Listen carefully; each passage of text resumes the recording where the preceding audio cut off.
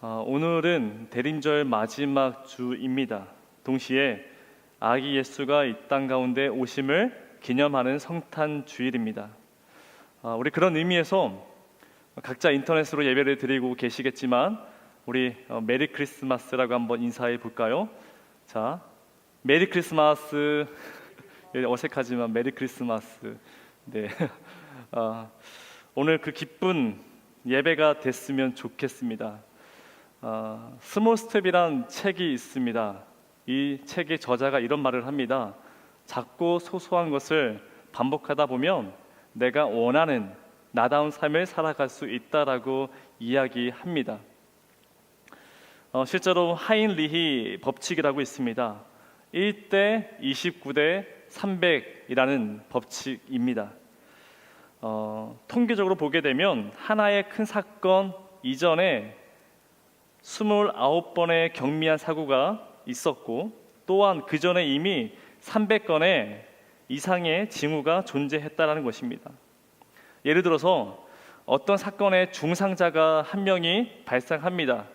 그러면 같은 이유로 29번의 경상자가 나타나게 되며, 또 그 뒤에는 같은 이유로 운 좋게 재난을 당하진 않았지만 잔재적 부상자가 300명 이상이 될 거라는 이 통계에서 얻어낸 법칙입니다. 그래서 작은 것은 결코 작은 것이 아닙니다. 큰 것은 이 작은 것에서부터 시작이 됩니다. 그래서 이 작은 것을 소중하게 여기게 되면 큰 것을 잃어버릴 수 없다라는 것을 우리에게 알려주는 그러한 이야기입니다. 근데 재밌는 것은요, 우리나라 사람들은 나라가 작아서 그런지 모르겠지만 아주 큰 것을, 아주 커다란 것을 좋아하는 민족입니다. 그래서 우리나라의 이름도 대한민국입니다. 그리고 가장 높은 사람도 대통령입니다. 가장 높은 학부도 대학교, 대학원입니다. 도로를 봐도 경인대로, 올림픽대로, 소로라 말하지 않고 대로라고 이야기합니다. 이처럼 아주 큰 것을 좋아하는 민족이기 때문에 우리가 작은 것을 소홀하게 할 때가 있고, 그리고 반복되는 일상을 무시하고 감추려는 모습들이 종종 우리 삶 가운데 보여진다라는 것입니다. 그러나 작은 것은 결코 작은 것이 아닙니다. 이미 작은 이 씨앗 안에 큰 나무가 들어가 있듯이 우리에게 주어진 작은 일상을 소중하게 여기게 되면 우리의 그 평범함이 나중에는 아주 대단한 그 비범함으로 우리 삶 가운데 이뤄나갈 수 있다는 이야기입니다. 오늘은 로마서 복음을 말하다 세 번째 시간입니다. 로마서 12장 말씀을 함께 은혜를 나누려고 하는데요, 이 로마서는 크게 두 파트로 나눌 수 있습니다. 1장에서 11장까지 쉽게 말해서 교리편입니다. 은혜와 믿음과 의와 그 율법이 무엇인지를 아주 상세하게, 아주 깊이 설명하고 있습니다. 그리고 12장부터 16장까지 쉽게 말해서 실천편입니다. 삶의 이야기를 말하고 있습니다. 그 삶의 이야기를 시작할 때에 바울이 가장 먼저 꺼낸 단어가 무엇이냐? 바로 예배라는 것입니다. 오늘 이 본문의 1절을 이 개역 개정이 아니라 공동 번역으로 제가 한번 읽어 드리겠습니다. 그러므로 여러분 자신을 하나님께서 기쁘게 받아 주실 거룩한 산 제물로 바치십시오. 그것이 여러분이 드릴 진정한 예배입니다. 바울이 사실 이 이야기를 하고 싶었습니다. 이 말을 하고 싶어서 얼마나 기다리고 참았겠습니까? 예배는, 모든 것은 바로 예배로부터 시작된다는 것을 말하고 있습니다. 지금 여러분들이 드려지는 이 예배가 누군가에게는 아주 작은 한 시간의 예배이겠지만 예배는 삶의 시작입니다. 우리의 모든 삶은 예배로부터 시작된다는 것을 보여준다는 것입니다. 목회자이다 보니까 여러분들의 그 삶의 모습을 얼마나 알고 싶겠습니까? 얼마나 궁금하겠습니까? 그런데 여러분들의 드려지는 그 예배를 보게 되면 사실 여러분들의 삶의 모습이, 여러분들의 신앙의 수준이 어떠한지를 알 수가 있습니다. 왜냐하면 예배는 그 사람의 삶을 압축시켜 놨기 때문에 그 예배를 드려지는 그 모습, 정시에 예배를 드리고 있는지, 헌금을 잘하고 있는지, 어떤 마음으로 예배를 드리고 있는지, 그것이 예배에 담겨져 있기 때문에 지금 그 예배의 그 작은 그 모습이지만 그 안에 많은 것들이 담겨져 있다는 것을 볼 수 있다는 것입니다.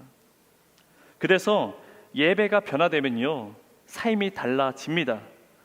그 이유가 예배는 하나님이 힘을 주시기 때문에 삶이 변하게 됩니다. 다만 무엇을 어떻게 드리느냐에 따라서 하나님이 이 예배를 기뻐 받아 주시기도 하고 예배를 받지 않으시기도 합니다.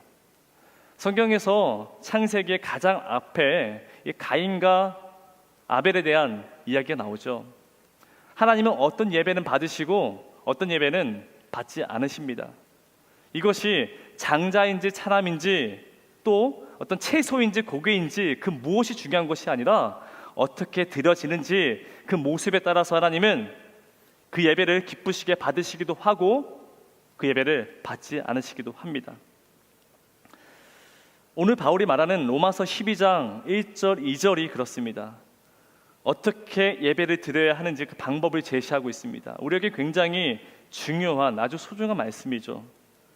오늘 이 말씀을 마음에 새기시고 이것을 정확하게 이해하시면 온전한 예배자로 삶을 살아갈 수가 있습니다.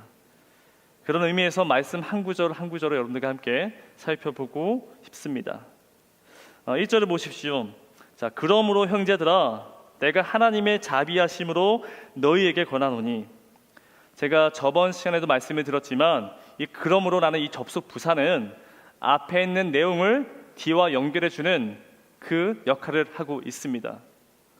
특별히 로마서에서는 이 그러므로란 이 접속 부사가 35번이나 사용합니다. 다른 책들보다 1.7배 더 많이 사용하고 있습니다. 왜 그럴까? 어떤 학자는요 이런 얘기를 합니다. 기독교는 그러므로의 종교라고 말합니다. 다른 종교는 그러므로가 아니라 왜냐하면의 종교입니다. 왜냐하면 내가 이만큼 했으니까 나에게 신이 복을 주실 거야. 왜냐하면 심청이가 인당수에 빠졌으니 용왕이 나를 구해 주실 거야. 그렇게 왜냐하면 그 어떤 신에게 감동을 시켜서 그 복을 누리는 것을 일반 종교의 모습이다 이야기합니다. 바로 왜냐하면. 성경에서도 엘리야와 이방신이 영적 싸움을 합니다. 거기서 이 이방의 선지자들이 바알과 아세라의 신을 부르는데 반응을 하지 않습니다.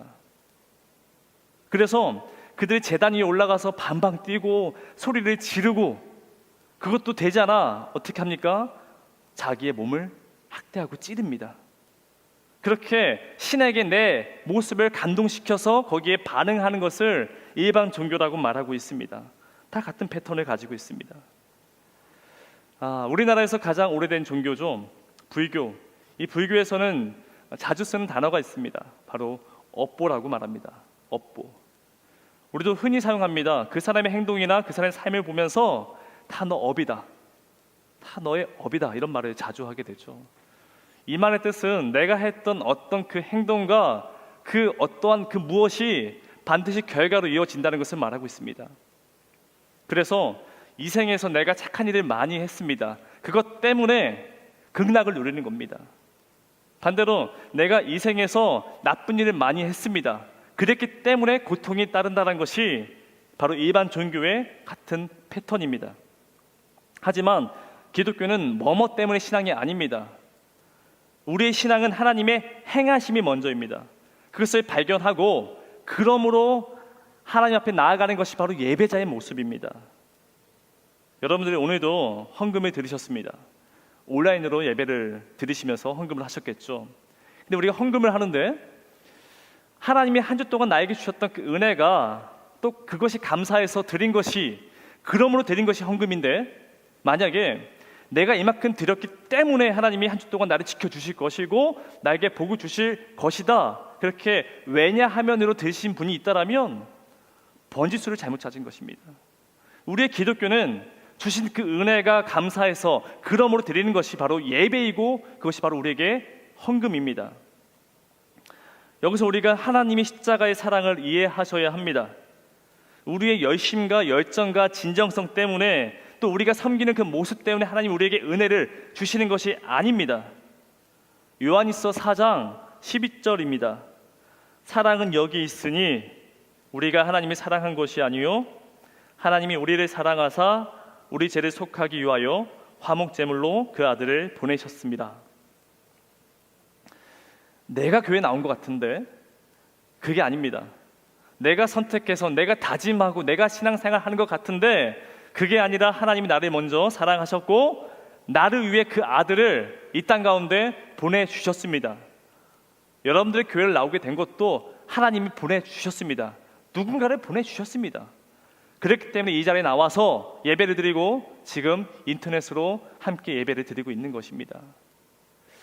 이 이야기를 내일 위클리 큐티에 잘 담아냈습니다. 잘 찍어 놓았습니다. 그러므로 들으시는 겁니다. 그러므로 하나님 우리를 사랑하셨습니다. 그러므로 우리가 하나님 앞에 나아가 예배를 드려야 한다는 것입니다. 바로 그러므로 형제들아 내가 하나님의 모든 자비하심으로 너희를 권하노니 여기서 권한다란 뜻은요 예배를 마치고 함께 저녁 먹을까? 이 제품 좋더라 한번 써볼래? 그렇게 권하는 것이 아닙니다. 바로 호소합니다. 무엇을? 너희 몸을 하나님이 기뻐하시는 거룩한 산 제물로 드리라. 1절의 핵심은 바로 여기에 있습니다. 바로 몸입니다. 몸. 그 당시에 로마의 그리스 사상에서는 이 몸은 아주 하찮은 것이었습니다. 영지주의가 그렇고 플라톤의 사상이 그렇습니다. 영은 선합니다. 육은 아주 더러운 것입니다. 그런 사상 가지고 살아가고 있던 그들에게 지금 바울은 몸을 말하고 있습니다. 그 몸을 드려라 이야기하고 있습니다. 그런데 이 구절에서 말하는 이 몸은요 우리가 알고 있는 것보다 조금 다릅니다. 이 말의 뜻은 헬라어로 소마라고 말하는데 내가 가지고 있는 그 모든 것을 일컫는 단어입니다. 그러니까 예배를 드릴 때 내 가지고 있는 통장, 내 지갑, 내 자동차, 내 가족, 내 직장, 내 가지고 있는 그 모든 것을 가지고 예배로 나아가야 한다. 지금 그것을 말하고 있습니다. 갑자기 잘 나가고 있는데 여기에서 우리가 브레이크를 걷게 되죠. 갑자기 머뭇거리게 됩니다. 우리가 지금 예배를 드리고 있습니다. 근데 예배를 드리고 있는데 내 가지고 있는 그 모든 것을 헌금해서 드리는 그 10,000원, 10만원 그 돈을 얘기하는 것이 아니라 내 가지고 있는 그 모든 것을 다 지금 가지고 내어놓으라 이야기합니다. 한번 생각해 보십시오. 이게 가능하겠습니까? 말은 쉬운데요 진짜 내 가지고 있는 그 모든 것을 가지고 지금 나와라 이렇게 얘기한다면 이것이 불가능할 수도 있습니다. 그럼에도 왜 하나님은 이 말씀을 하시는 것일까? 사실 이것은요 하나님과 나와의 신뢰의 문제입니다. 여러분 이 신뢰란 단어는요 작은 것을 주고받는 것으로 말하지 않습니다. 100%에서 5%를 주고받는 것을 신뢰라 말하지 않습니다. 100%를 다 주고 이것을 받았을 때 그때서 비로소 신뢰란 말을 사용한다는 것입니다. 그런 의미에서 하나님은 우리에게 전부를 주셨습니다. 모든 것을 다 주셨습니다. 이것을 우리가 어떻게 알 수 있을까? 오늘은 성탄 주일입니다. 빛으로 오신 아기 예수를 기념하는 날입니다. 아기 예수 얼마나 귀하고 소중한 존재 아니겠습니까? 그 아이의 생명체. 근데 하나님은 우리를 사랑하셔서 그 아기 예수를 이 땅 가운데 보내셨습니다. 믿으십니까? 여러분, 제가 여러분들을 사랑하고 아끼지만 제가 만약에 여러분들에게 큰 돈을 빚을 졌겠지만 그렇다고 해서 여러분들에게 제 자녀를 내어줄 수가 없습니다. 만약에 여러분들이 저에게 몇십억, 몇백억을 나게 준다 한들 저는 제 자녀를, 제 가족을 여러분들에게 줄 수가 없습니다. 그런 생각조차 가질 수가 없습니다. 그런데 하나님 그것을 해내셨습니다. 어쩔 수 없이 우리가 죄인이기 때문에 그냥 냅두면 이대로 영원한 그 사망 가운데 구속되어져 있기 때문에 어쩔 수 없이 나의 사랑하는 아들 바로 예수를 이 땅 가운데 보내주셨습니다. 이 말은요 하나님의 전부를 다 주셨다는 것을 의미하고 있습니다. 그러므로 너희도 너희가 가지고 있는 그 전부를 거룩한 산 제물로 드려라 이것이 우리가 드리는 예배가 되어야 한다는 것입니다. 현상적으로 내 가지고 있는 것을 다 가지고 나오라는 것이 아니라 예배를 드릴 때에 내 모든 것을 내어 드리는 그 마음을 가지고 항상 예배 자리에 서야 한다는 것을 말하고 있습니다. 그래서 드리는 말씀입니다. 그래서 예배를 드릴 때 내가 배가 고프고 목이 말라서 굶주려서 이것을 채우는 것으로 예배를 생각하시면 안 됩니다. 무엇을 얻으려고 합니다. 무엇을 이 갈증을 해소하려고 예배를 드립니다. 이것이 채워지지 않고 갈증이 해소되지 않으면, 이것이 만족되지 않으면 어떡합니까? 또 다른 것을 찾아 나서겠죠. 그래서 배가 불러서 가고 갈증이 해소돼서 나가는 그런 예배를 말하는 것일까? 그것도 중요합니다. 하지만 성경은 그렇게 말하고 있지 않습니다. 목사들의 목사라 불려지는 유진 피터슨 목사님이 예배를 이렇게 정의합니다. 진정한 예배란 허기를 채우지 못한다. 진정한 예배란 허기를 채우지 못한다. 정말 살아있는 예배는 갈증을 해소하는 것이 아니라 오히려 예배를 드릴 때 더한 갈증을 느끼게 된다는 것입니다. 여러분, 그런 사랑 해보셨습니까? 여기 대부분이 20대인데 20대의 뜨거운 사랑을 해보신 분들은 이 말이 금방 이해가 됩니다. 연애를 할 때 그 사람을 보고 있는데 또 보고 싶습니다. 이게 이해가 되세요? 이 앞쪽은 별 반응이 없는 것 같아요. 정말 뜨거운 사랑을 해보신 분들은요, 이 말이 이해가 됩니다. 제가 연애할 때, 지금 영상으로 저희 아내가 예배를 드리고 계신데요, 실제로 조금은 손이 오그라들지만 아내의 손을 잡고 얼굴을 보면서 이렇게 매번 고백했습니다. 보고 있는데 보고 싶다. 보고 싶어도 왜 그런 노래 있잖아요. 정말로 보고 있는데 보고 싶은 겁니다. 한번 만난 것으로 만족되는 것이 아니라 어제 만나고 오늘 만나고 내일 또 만날 것인데 이게 만족되지 않는 겁니다. 이 갈증이 해소가 되지 않는 겁니다. 그래서 제가 아내에게 찾아가서 결혼해달라고 프로포즈를 했습니다. 그러나가 아니죠. 자, 지금도 갈증의 해소가 되지 않습니다. 매일 허기집니다. 예배가 그렇습니다. 그렇게 예배에 나아가야 한다는 거예요. 시편 42편의 그 고백은 어떠한 사람의 예배자의 고백입니다. 한번 들어보십시오. 하나님이여, 사슴이 시냇물을 찾기 위해 갈급함 같이 내 영혼이 주를 찾기 위해 갈급하니이다. 사슴처럼 지금 주를 찾기에 갈급하듯이 예배는 늘 우리의 삶 가운데 갈증이 있어야 한다는 것입니다. 여러분들이 찬양으로 고백하듯이 의에 줄이고 목이 말라야 합니다. 의에 줄이고 목이 마르니 성령의 기름 부소서.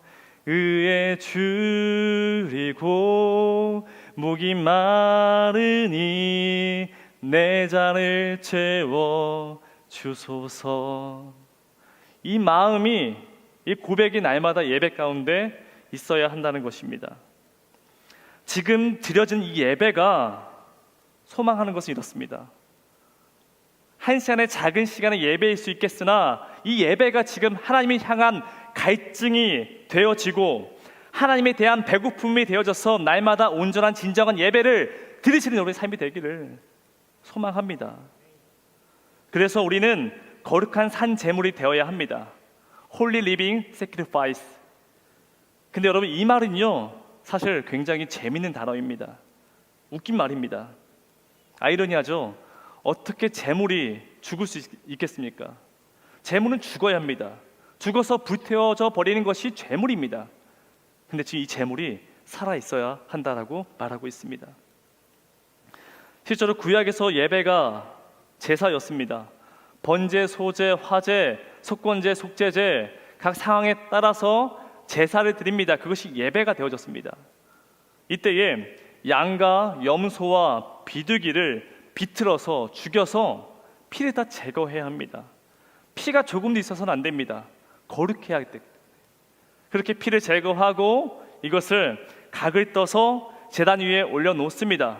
그러면 그 밑엔 장작을 세워놓고 부수시개로 불을 지펴서 태워서 연기를 올려지는 것이 제사입니다. 그런데 지금 우리 보고 직접 거룩한 산 제물이 되어야 한다는 것입니다. 제물은 죽어야 하는데 왜 살아야 있는 것일까?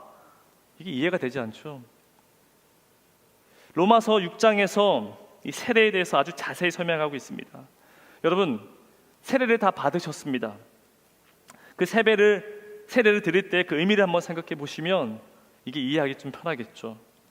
지금 바울이 말하는 그 거룩한 산 제물이란 예수님이 죽을 때 나도 죽고 주님이 다시 살아나셨을 때에 나도 사는 것, 그것을 그렇게 살겠다라고 다짐한 것이 세례이고 그렇게 기념하는 것이 예배입니다. 지금은 우리가 할 수 없지만 매월 첫째 주에 우리가 성찬을 했습니다. 예수님의 피와 그 떡을, 그 살을 기억하는 예배입니다. 실제로 초대교회에서는 만날 때마다, 매주가 아닙니다, 만날 때마다 성찬으로 예배를 드렸습니다. 날마다 예배 드릴 때에 예수님의 그 죽으시고 부활하신 것을 떡과 이 잔으로 기념했던 것이 예배입니다. 그래서 내 육적인 삶은 이 시간 다 죽이고 내 안에 다시금 살아가게 하신 그 예수를 그렇게 받아들이는 것을 영적인 예배, 하나님이 기뻐하시는 예배라고 지금 바울은 말하고 있습니다. 그래서 우리 안에 매주마다 이 예배 가운데에 바로 영적인 예배가 이어져야 합니다. 근데 그 예배가 정말 영적으로 드려지고 있는지를 우리가 스스로 질문해 봐야겠죠. 영적은 반대로 세속입니다. 영적인 예배의 반대말은 세속입니다. 세속은 하나님이 없는 것을 말하는 그 모든 체계를 말하고 있습니다. 그래서 세속이 교회 안에 돌아오게 되면 우리는요, 예배자가 아니라 어느 순간 소비자로 앉아 있게 됩니다. 뭘 배워야 하고 뭘 얻어야 하고 뭘 인정받아야 합니다. 제가 지금 여러분들을 감동시켜야 합니다. 그게 만족되지 않으면 컴플레인을 걸게 되고 이게 되지 않으면 다른 교회로 옮기게 됩니다. 여러분, 예배는 내가 중심되는 것이 아닙니다. 예배란 하나님이 중심이 되어야 합니다.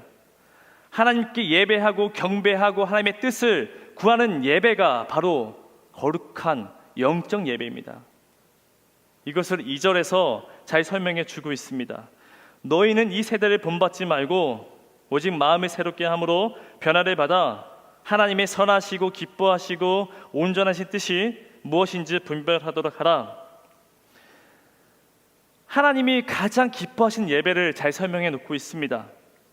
지금 온라인으로 예배를 들으시고 계시지만 그 예배 가운데서도 하나님의 선하시고 온전하신 뜻이 무엇인지를 분별하는 것이 예배가 되어야 합니다. 소비자로 이 앞에 서 있는 것이 아닙니다. 예배는 하나님과 내가 만나는 그 귀한 시간입니다. 내가 소비자로 뭘 얻어야 하고 내 갈증이 해소되어야 할 것이며 무엇을 인정받는 것으로 내 앞에 서 있는 것이 아니라 하나님 중심으로 그 하나님을 내가 만나는 것, 이것을 예배라 말합니다. 그래서 사슴이 시냇물을 찾아 갈망하듯이 늘 예배에 그 사랑하는 그 주님을 만났기 때문에 갈증이 날마다 시작된다는 것이죠.